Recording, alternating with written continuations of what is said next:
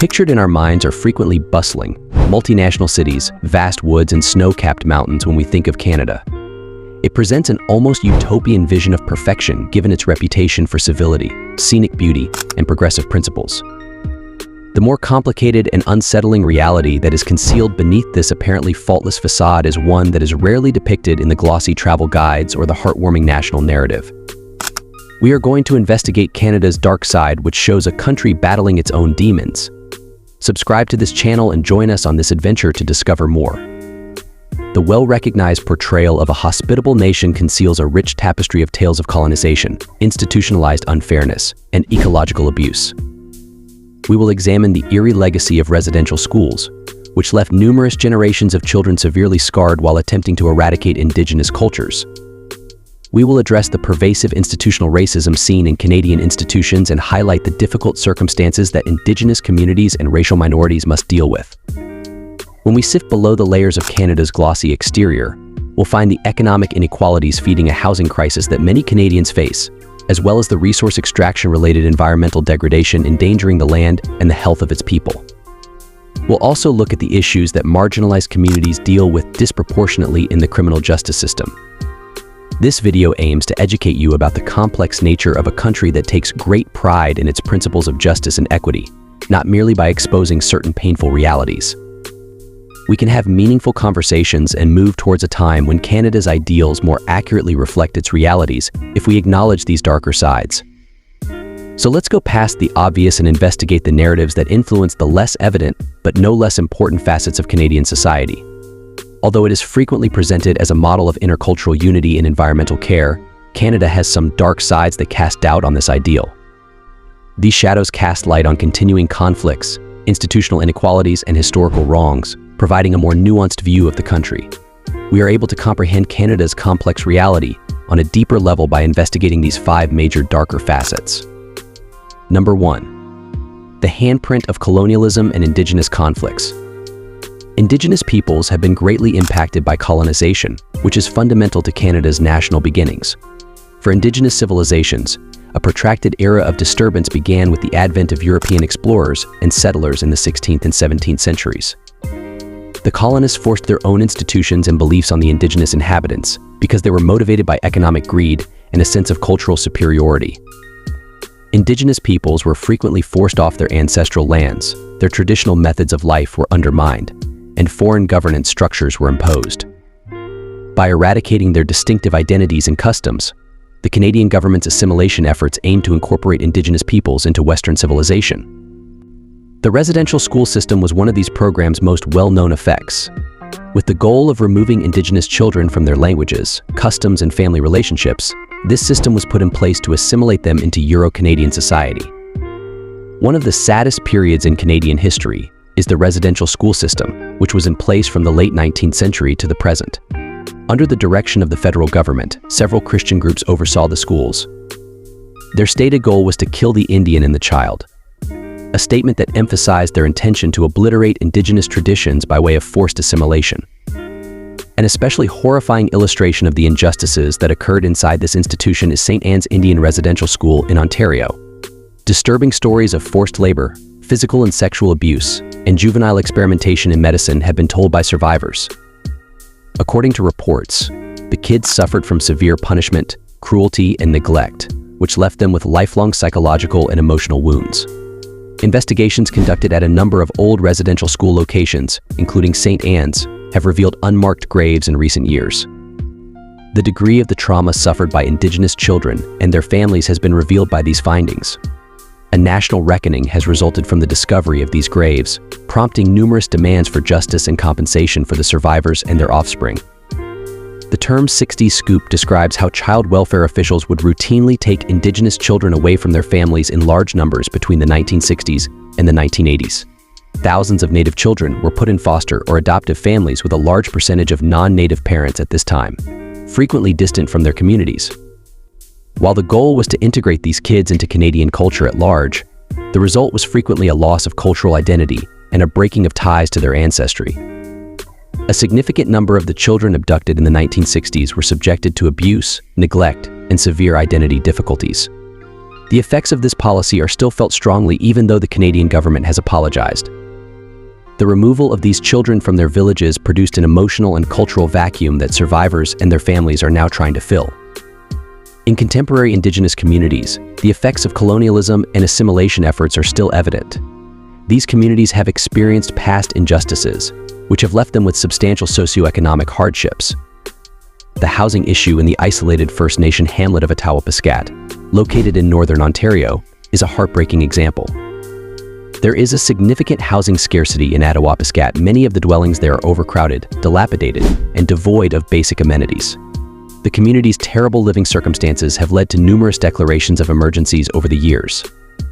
The circumstances in Attawapiskat serve as a stark reminder of the lasting effects of past wrongs, as well as the systematic underfunding and neglect that Indigenous communities frequently endure.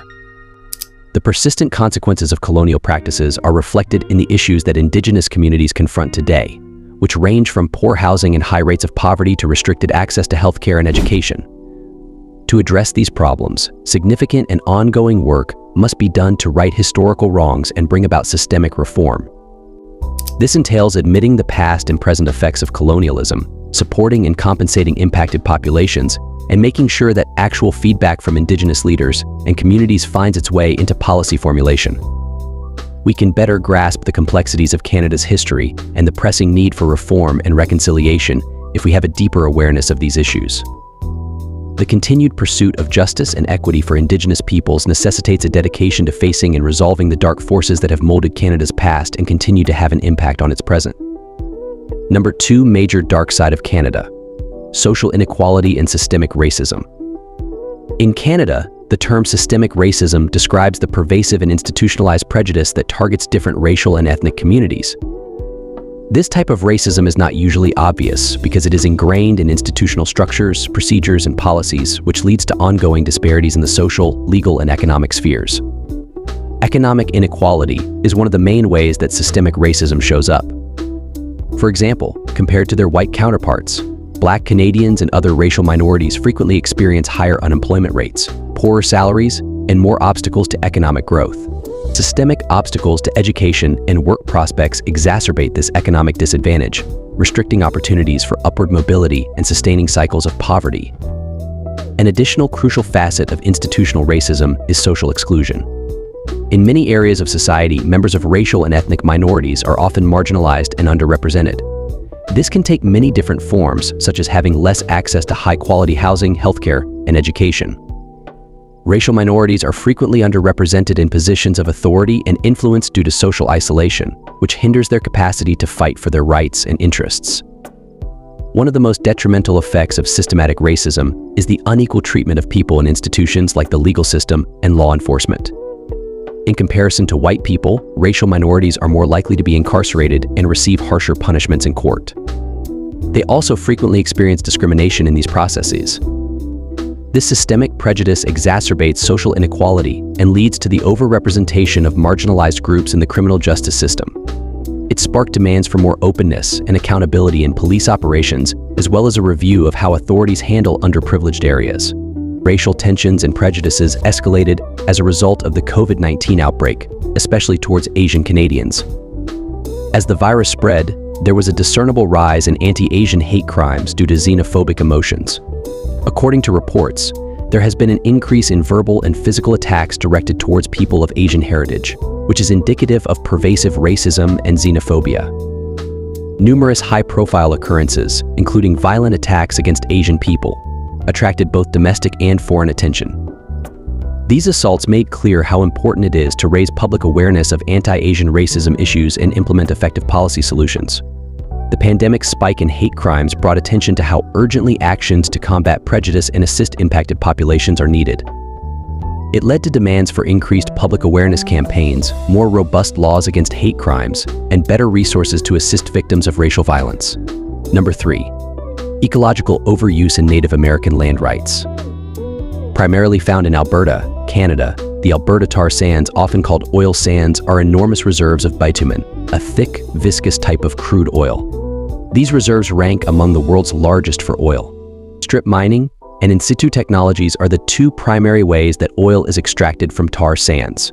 Large volumes of earth must be removed in order to access bitumen through strip mining, whereas bitumen is forced to the surface through in situ methods like steam-assisted gravity drainage (SAGD), which involves injecting steam underground. Both approaches seriously harm the ecosystem. Large-scale deforestation, the ruin of wildlife habitats, and the formation of toxic tailings ponds are all consequences of strip mining. Groundwater pollution might result from in situ procedures due to their high water consumption. By releasing greenhouse gases and other pollutants into the atmosphere, both approaches exacerbate air pollution.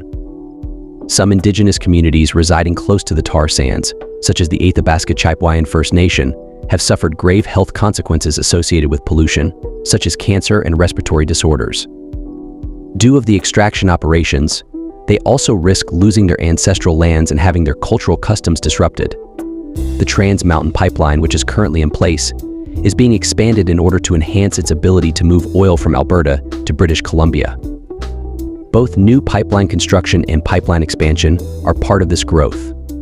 There is a great deal of debate about the enlargement project. The Tsleil-Waututh and Squamish nations, among other indigenous organizations, have voiced significant opposition to the project, claiming that it threatens their land, water sources, and cultural heritage sites.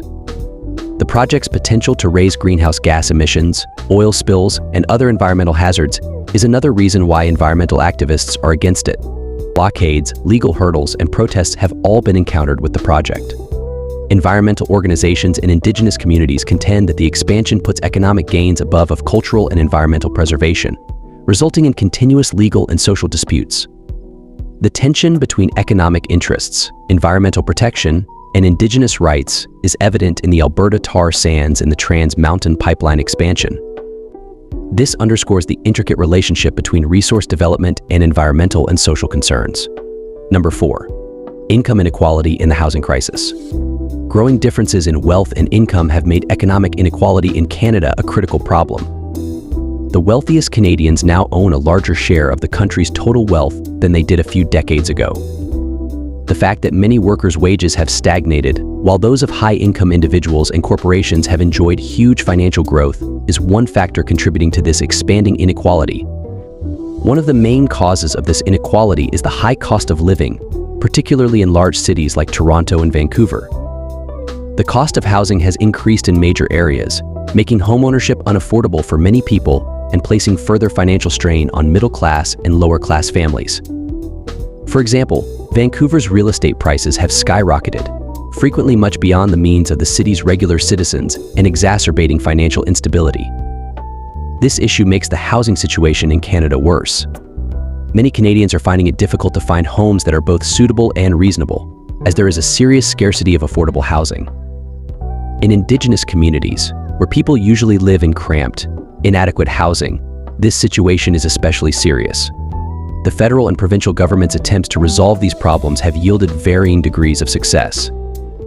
Numerous programs have been started in an attempt to address the crisis, but because to its size and complexity, more extensive changes and greater funding for solutions involving affordable housing have been demanded. It is believed that these measures are essential to reducing the consequences of economic inequality and enhancing living circumstances for those who are impacted. The last, number 5, police issues and the criminal justice system. One important and concerning issue is the disproportionate number of Indigenous people who are involved in Canada's criminal justice system. Compared to non-Indigenous people, the incarceration rate of Indigenous people is far greater, and their sentences are frequently harsher. The ongoing effects of historical trauma, such as colonization, residential schools, and systemic discrimination, as well as socioeconomic difficulties, are the combined causes of this inequality. For Indigenous people, these variables lead to more severe consequences and higher rates of involvement with the criminal justice system. Prejudiced attitudes and actions within the legal system that disproportionately impact Indigenous people are examples of systemic prejudices. Poverty, a lack of educational chances, and a lack of work prospects are socioeconomic disadvantages that aggravate these problems and raise the likelihood of engaging in criminal activity and being locked up later. Indigenous communities have also been impacted by the legacy of past trauma, which has added to the cycles of criminalization and marginalization. In a same vein, Canada desperately needs police reform. Prominent incidents of police abuse and malfeasance have given rise to demands for modifications to the ways in which law enforcement functions. The need for increased accountability and transparency has been brought to light by incidents in which police operations have resulted in fatalities or serious injury. Several important adjustments are being demanded by advocacy groups. Putting in place stronger mechanisms to keep an eye on and look into police behavior in order to hold people accountable and deal with misbehavior in a productive way. Enhancing the de-escalation and cultural competence of police training to lower the risk of violent incidents and enhance relationships with a variety of groups.